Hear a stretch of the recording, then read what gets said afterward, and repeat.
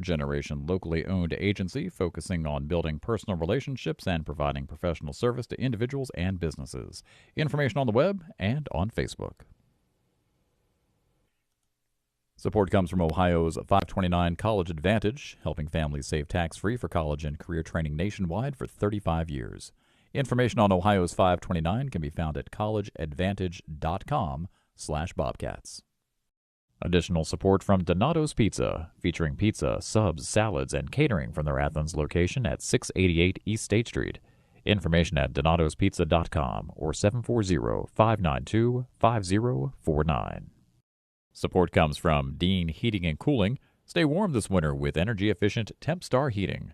Dean Heating and Cooling provides HVAC services and installation in the Athens area, featuring TempStar quality you can feel.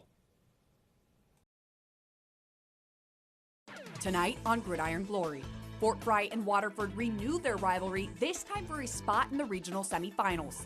Plus, we dive into how new Lexington is reinventing their offense en route to their best season since 2008. And in our Game of the Week, West Muskingum searches for their first regional semifinal appearance ever. But can they upset two-seeded Fairland to get there? All that and more, because Gridiron Glory starts right now.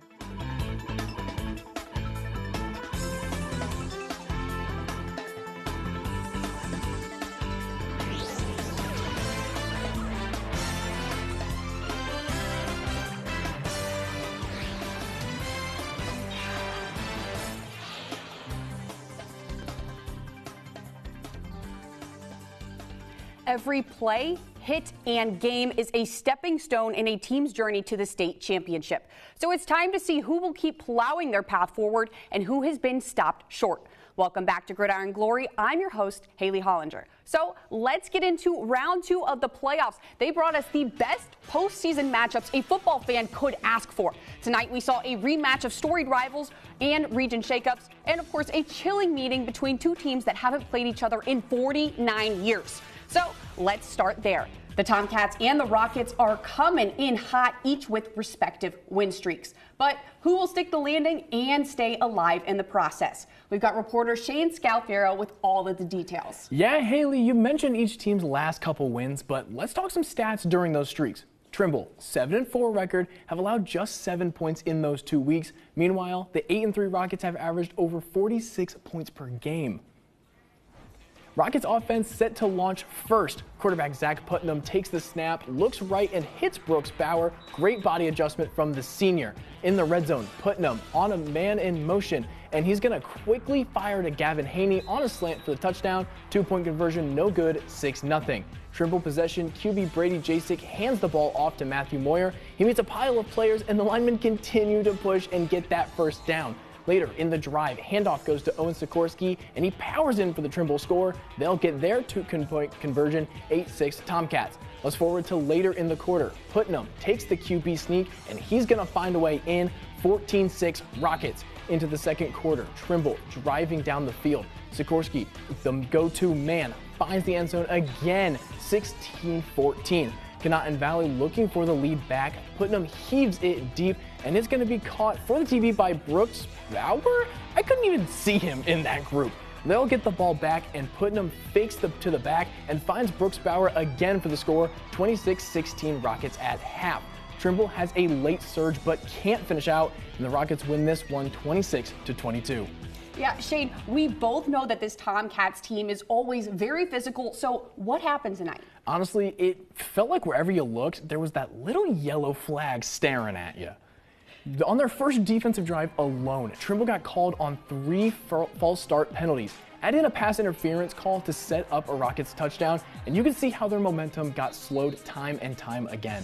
Yeah, and you and I have talked about Trimble's dominant run game, but it seemed like the Rockets play a little differently. I'd go as far to say they're mirror opposites of each other. The Rockets are a pass-first team. They put Zach Putnam in the pistol or shotgun formation and split 5 receivers out wide. It led to Putnam having 3 passing touchdowns on the night. So Trimble's season is over, but what do they have to build on?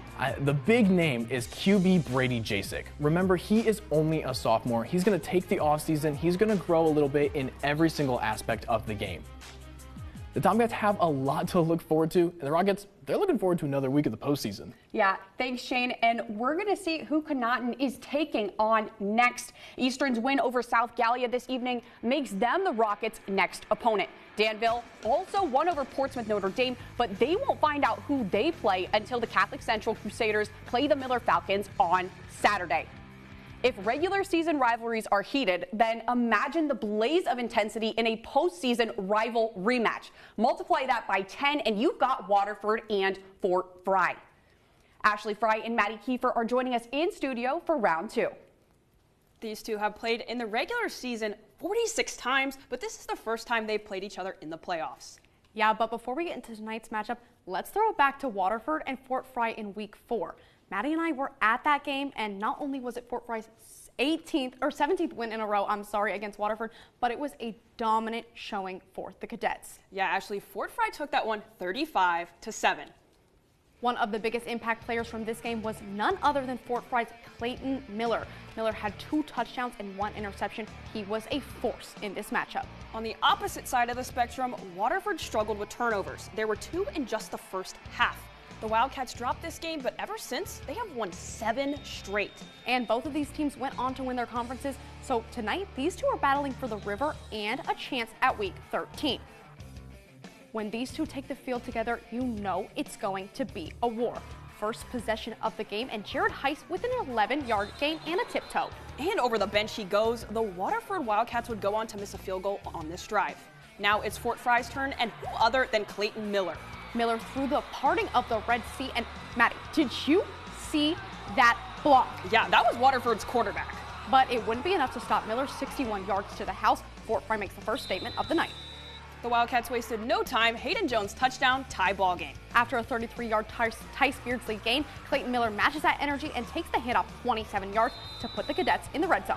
A few plays later, and cash in another 7 points for Fort Frye. This time it's Grady Hessen, 14-7 Cadets. And this truly is a game of back and forth. With 1 minute and 15 seconds left in the game, a huge 34 catch by Tice Beardsley would set Fort Frye up for a field goal, 17-7, heading into the half. Waterford would try to mount a comeback, but came up just short, dropping this one 29-26. Wow, an insane game and a pretty important win for Fort Frye tonight. Yeah, Ashley, Fort Frye lives to see another day, and the Cadets head coach Eric Huck takes another win against Waterford. Yeah, just to quantify how insane this win is for Huck, tonight made 18 straight for Fort Frye against Waterford since Huck became head coach. So win number 2 for Fort Frye this season, and there was a big similarity between this game and that week 4 matchup. Clayton Miller. He ran for 86 yards before going down with an injury early in the second quarter. He did not return to the game, but in true Clayton Miller fashion, made an impact. Absolutely, but as far as differences go from last game, the Waterford offense played the best I have seen them all season long, keeping turnovers to 0 in the first half. Yeah, both offenses had to be on tonight because the performances seen from the defenses were incredible. I don't know if we could talk enough about how important these defenses were tonight. When you have teams like Fort Frye and Waterford with such successful run games, you have to be able to lock it down, and they did. Yeah, both of these teams played incredible ball tonight, but at the end of the day, Fort Frye made bigger plays to lock this one in. And this win sends Fort Frye to the regional semifinals. We'll take on Columbus's Grandview Heights. Another very exciting week of TVC and TSL football, but enough of the week 4 nostalgia. Back to you, Haley. Thanks, you two. Now let's see who Fort Frye is playing next round in Region 23. Fort Frye's win tonight means they'll go on to play first-seeded Grandview Heights in the regional semifinals next week. Heights won over Colonel Crawford this evening 13-6. Northmore beat Centerburg and will play Ridgewood since they took down Newcomers Town. Now, on to Region 15, where New Lexington has been making noise all season long, and reporter Andrew Bowlby is here to tell us all about it. Well, Haley, the Panthers have been on a journey over the last 3 years that has culminated in the best season in school history this year. You go back to 2022. That's a year where New Lexington ran through the NBL Small and took their first conference championship in 16 seasons. Led by Lucas Ratliff, that Panthers team lost to only Sheridan and Tri-Valley in the regular season. Yeah, and then a year later, the Panthers struggled. In 2023, New Lex found themselves under 500 and bowing out in the first round of the playoffs for the second consecutive year. Yeah, but now in year 6 for Kevin Board, he has one of the highest scoring teams in the region, and it's all because of the way he's built his offense. Because he's not a normal coach, he's a genius. New Lex quarterback Isaiah Stevens is referring to head coach Kevin Board. Currently in his 6th season, Board has the Panthers in the second round of the playoffs for just the second time since 2008.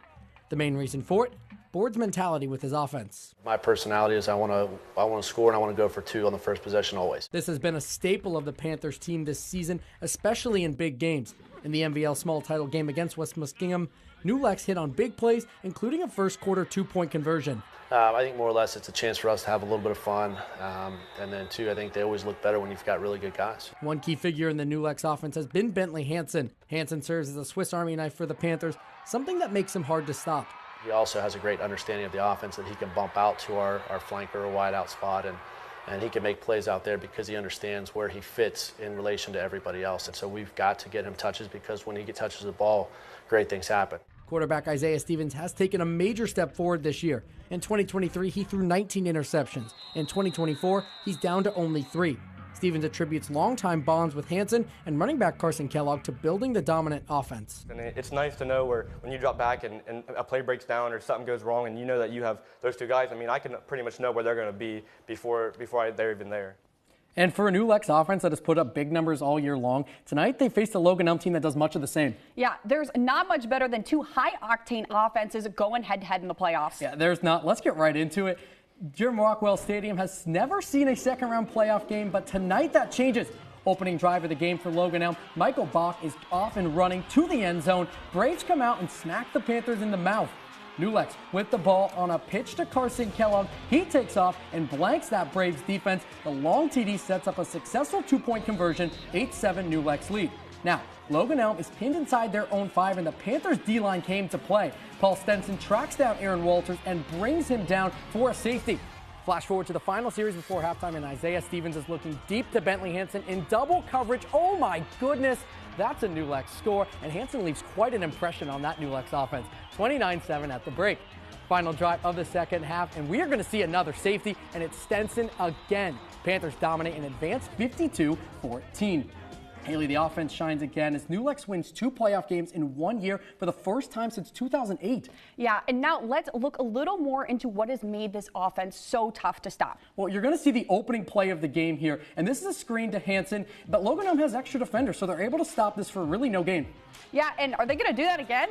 Well, they're going to run pretty much the same play, but this time there's going to be an extra blocker, and that's going to lead to Talon Schwendeman getting a pretty good game. So they've learned that it's successful. Do they just keep running it? Yeah, well, this one's going to be in the red zone. It's going to be a little fake pitch off the handoff, or off the snap, Hansen gets the ball. We heard it earlier. Get this guy the ball, and he makes it work down to the 5. So did they keep getting Hansen the ball? Yes, this one not on a screen, but it's just going to be a go route from the slot. Hansen's talented enough. He takes the top off the defense. That's a 42-yard score. A lot simpler of offense on that play. Yeah, nothing fancy, just keeping it simple.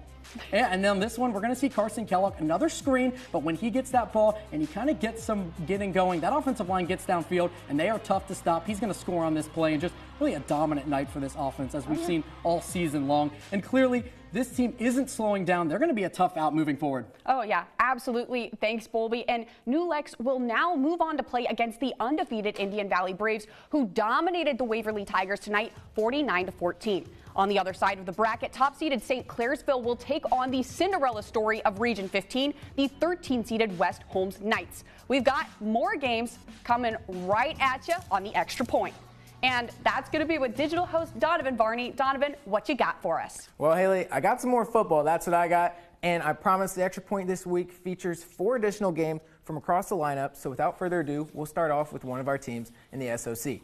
So Portsmouth West meet St. Bernard Elmswood Place, and I promise these guys can dance with or without a football. Watch Damian Dawson show the Senators D his best moves. Breaks 1 tackle and down the sideline, untouched and into the end zone for 6. Mason Parker answers back with one of his own from midfield. Good luck catching that, man. And just like that, P. West is on the board. Unfortunately, this is the last time we'll see the duo of Parker and Bishop as the Senators fall 49-21 at home. After their loss, here's a look at how the rest of Region 24 wrapped up tonight. Dominant wins all across the board in this region, and now only 4 teams remain. Coldwater versus St. Bernard and Cincinnati Country Day versus Anna in the regional semis next week. Now the Fighting Tigers, led by that guy right there, Sean Terry, against the Portsmouth Trojans. Ironton would call on Terry early. Braden Schreck with a beauty over the shoulder for his guy, and Ironton strikes first.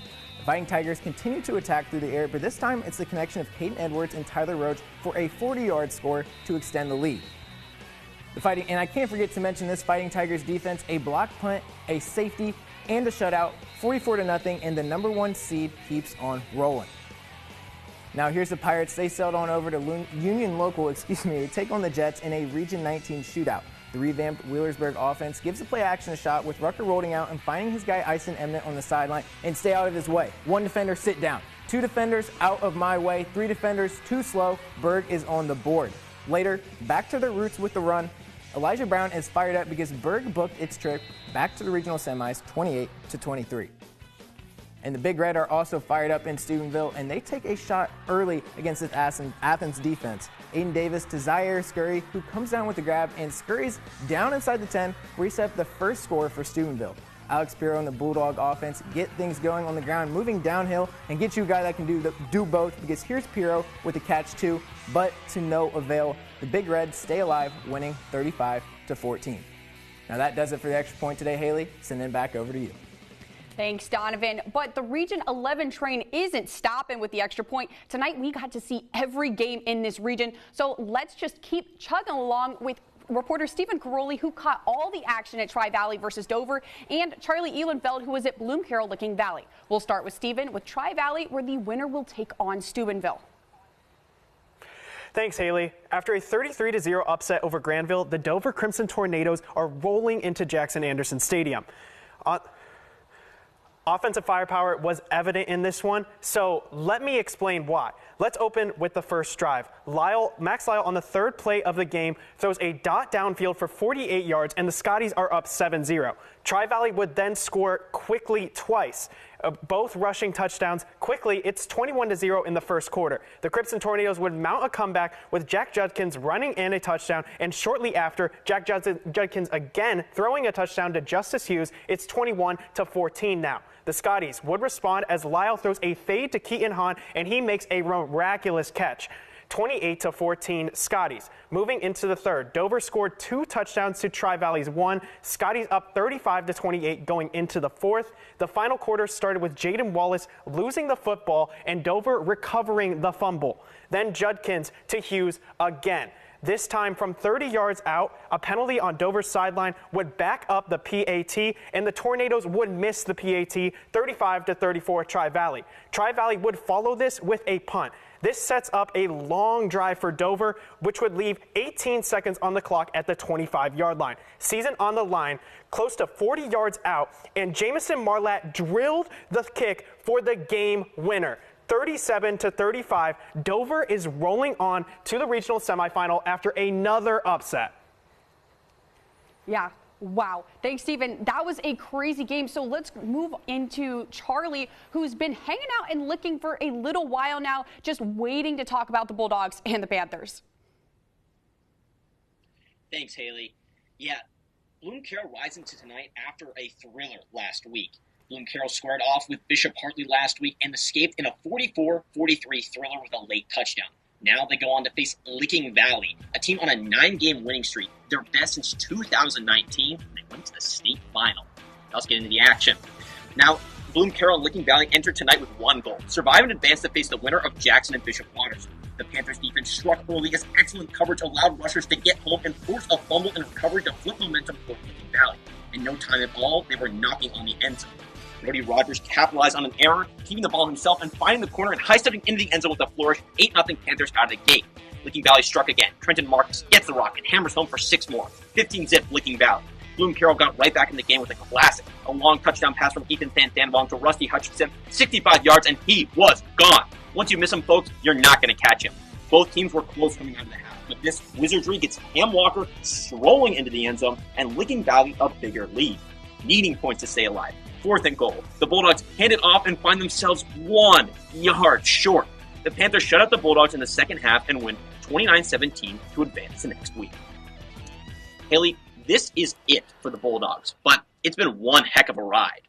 Jeremy McKinney has put together another outstanding squad with the best offense in school history. Yeah, it was crazy to see. Thanks so much, Charlie. Get back safe.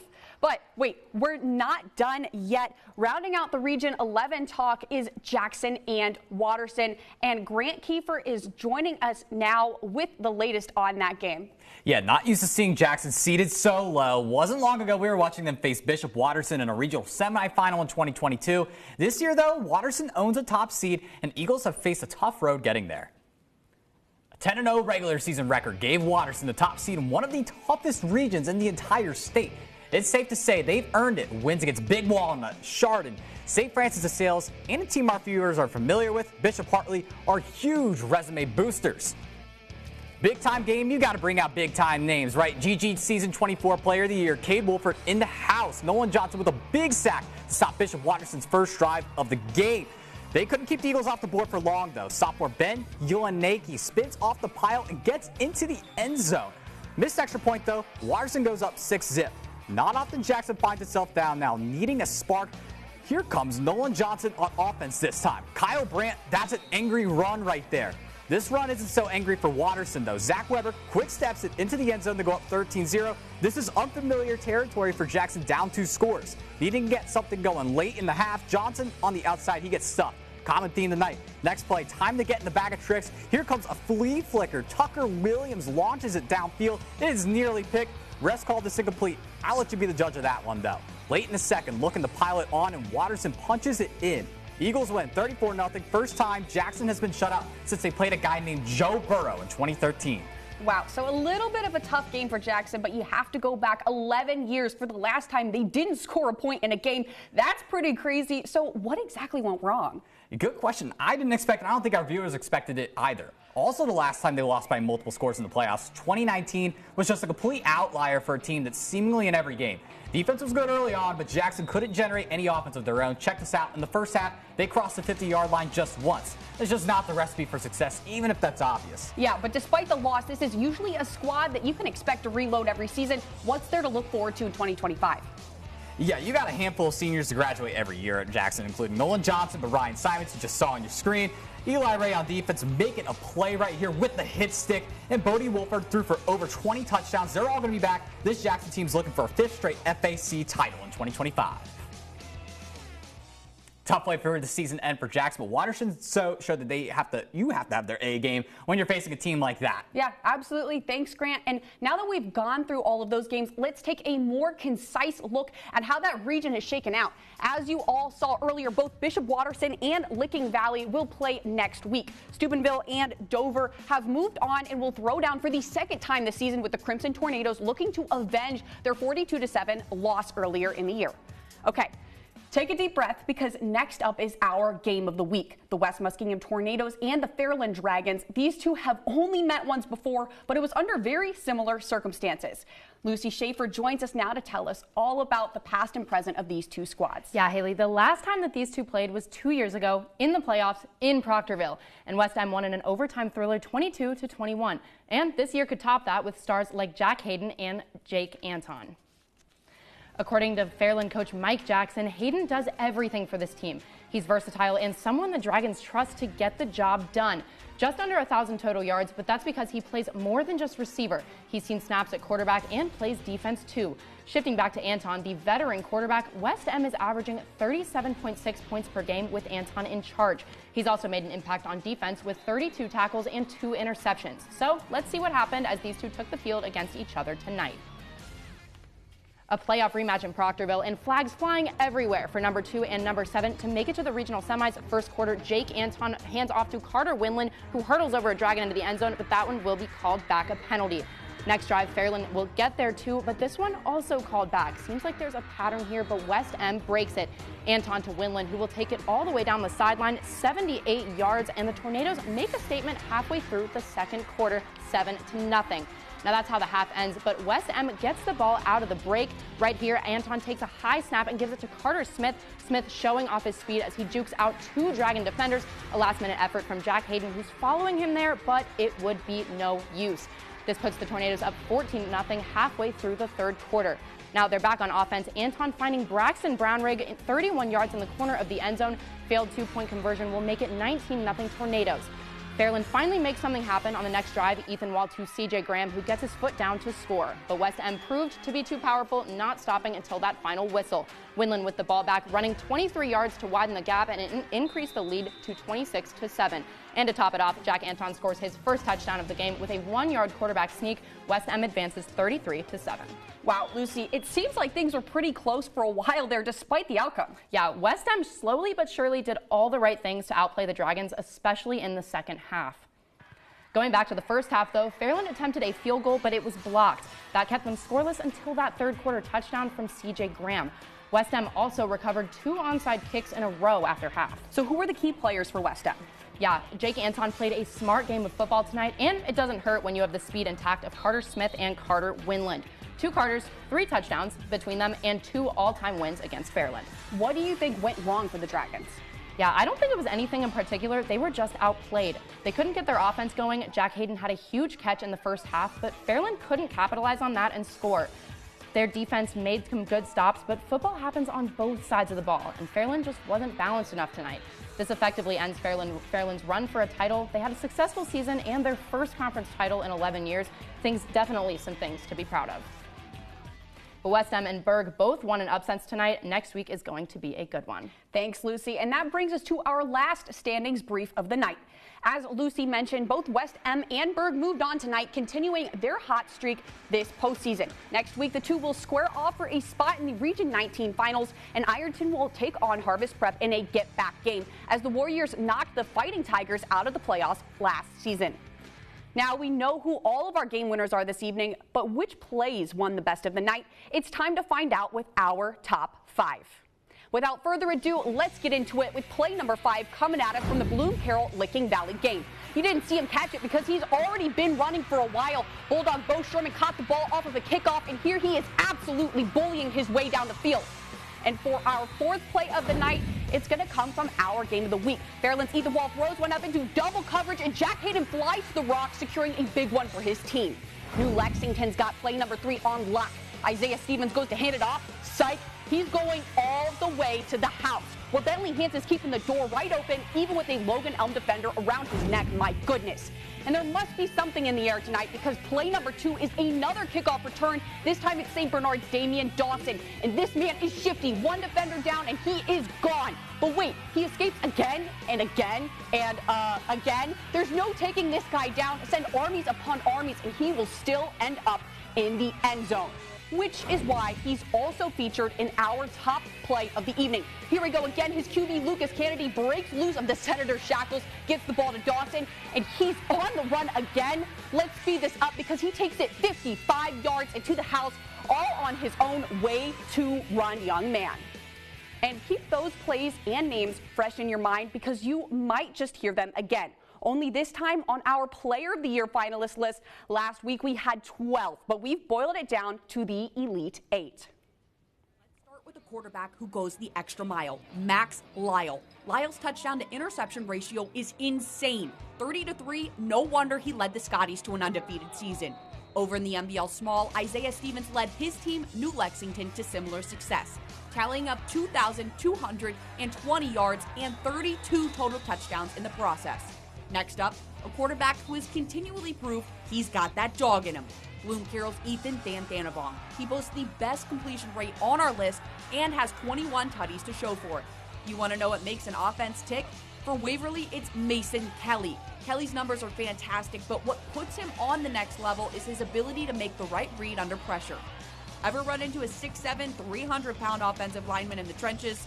Yeah, me either. And I can't imagine anyone would want to. Adam Guthrie is the nightmare from Miami Trace. Up next, Fort Frye's Clayton Miller. Running back or defensive back, Miller can do both.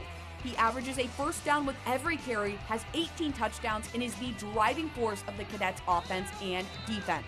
Speaking of defense, let's talk about linebacker Isaac Waller. Waller has 162 tackles, 41 tackles for loss, 5 sacks, and 4 fumbles. Consider the stat sheet stuffed. Last on the list, the shiftiest player in our coverage, wide receiver Sean Terry.